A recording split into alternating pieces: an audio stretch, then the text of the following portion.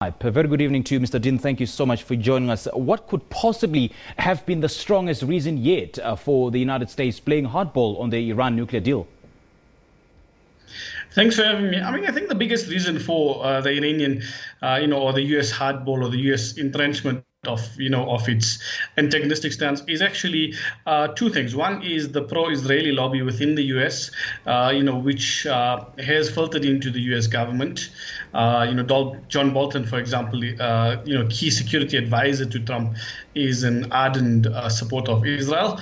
And two, I think, is the Trump administration's, the Republican view in the U.S. to try and snowball the nuclear deal, because it is feared that a stronger Iran would one, disempower Israel, but two, also disempower the Gulf regimes, mainly because they view the U.S. as a bulwark against Iran.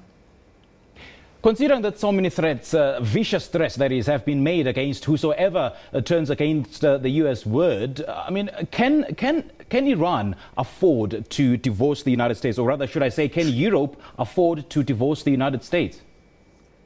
I think that's the latter question is important, because Iran has already divorced the U.S. There's an embargo for the past 40 years. The EU has tried to, take a more political stance, but economically, it's very difficult. We're looking at, these countries pulling out of Iranian investments, such as your Total, your Daimler Chrysler, even though European states have expressed support. So it's going to be very difficult. The EU is trying to create a special purpose vehicle, to use a barter type system for trade purposes, but it's going to be much more difficult, and it's not something that's very easy to do in the short term. And how far can the European Union help Iran in all of this? I think what the EU is trying to do is two things. One is it's trying to ensure that smaller EU companies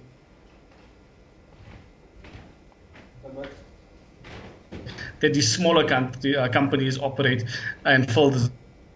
And two is, I think, it's trying to politically prop up the regime, which is facing threats from both the U.S. but also hardliners within the Iranian regime. So the EU is trying to politically support it, and the idea is to ride through, Trump's re-election in 2020, and hopefully by that time a newer president in the U.S. will be elected, which will be more amenable to negotiations.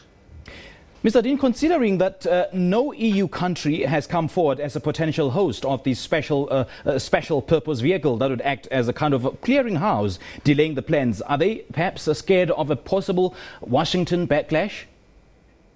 Yes, I think the thing with the special purpose vehicle is the banks of the company involved will have to be,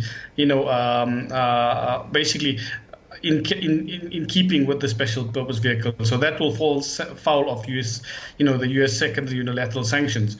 And so it kind of shows how the EU is trying to walk this tightrope between politically supporting Iran, but also, economically keeping the benefits that EU trade with the US is, which is, 1.1 trillion compared to the, roughly 80-90 billion worth of Iranian trade. So it's very difficult for the EU.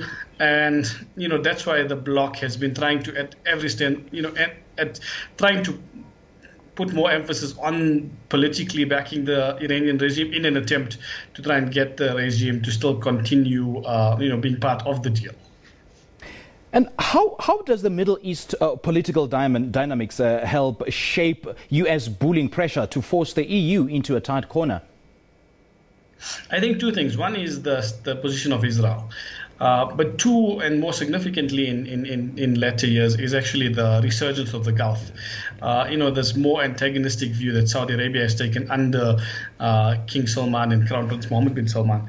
And so what's happening is the Saudis are purchasing, and the UAE Emiratis purchasing arms at a very high level, fearing, and meaning that, Europe also now has economic, and the US also have economic relations with the Gulf, which is meaning that they are forced, or that the US also is being forced, as Trump would like to say with the Khashoggi case, is that he's being forced into a slight corner because, taking Iran's side would jeopardize these deals. I don't think it's a very credible excuse, but I think it's an excuse that US administration officials are making. It took 12 years of international diplomacy. It took 12 years of high-level negotiations to build what President Trump has already dismantled. Some may think that this could perhaps be an own goal by the United States. Are you also of that view? I think in longer term, in the medium to longer term, this is because if the special purpose vehicle works, then the US dollar as the currency of trade loses this position, and the US won't be able to pressurize states in future. Also, I think significantly diplomatically, Trump administration has had a war, is having a free trade war with China, a free trade war with the EU, and so it's actually weakening the US's clout. And yes, now for the moment it will be hard for EU countries and China and Iran, and Russia to go against the US. But in the medium term, this doesn't all go well for the American administration. And having said that, Mr. Deen, I mean, you mentioned of trade between those countries. There are also talks of non-dollar transactions between the European Union and Iran. So how is that going to work? Would that weaken the US further? Yes, if these non-dollar transactions can go ahead. So what they're trying to do is create a special purpose vehicle where Iran would, ship its oil. It will be reflected in the European currency, and then Iran would be able to get goods, basically a barter system, to the value of that currency, so circumventing the dollar. If this works, that means the dollar as the main currency for trade is diminished. And this, they're basically collapsing the whole, dollar diplomacy and petrodollar system that was instituted since the 1970s. And that would severely weaken the US's ability to economically force states to take its positions as it has done in the past. And where does that leave China? I think China is... China-Iran relations are quite, balanced, not totally close as the Russians, but not antagonistic. I think China is concerned more about the free trade agreement or the unilateral tariffs being imposed by, the mutual tariffs being imposed by Trump and the Chinese. However, I do think that China will use this and is using this agreement to actually get closer to Europe. Beijing calculates that a strong Europe, close to China would be able to. All right, Mr. Deen, thank you so much for joining us. We appreciate your time and insight. Senior researcher at the Afro-Middle East Centre, Ebrahim Deen. This is The Globe on SABC News. Let's take a short break now.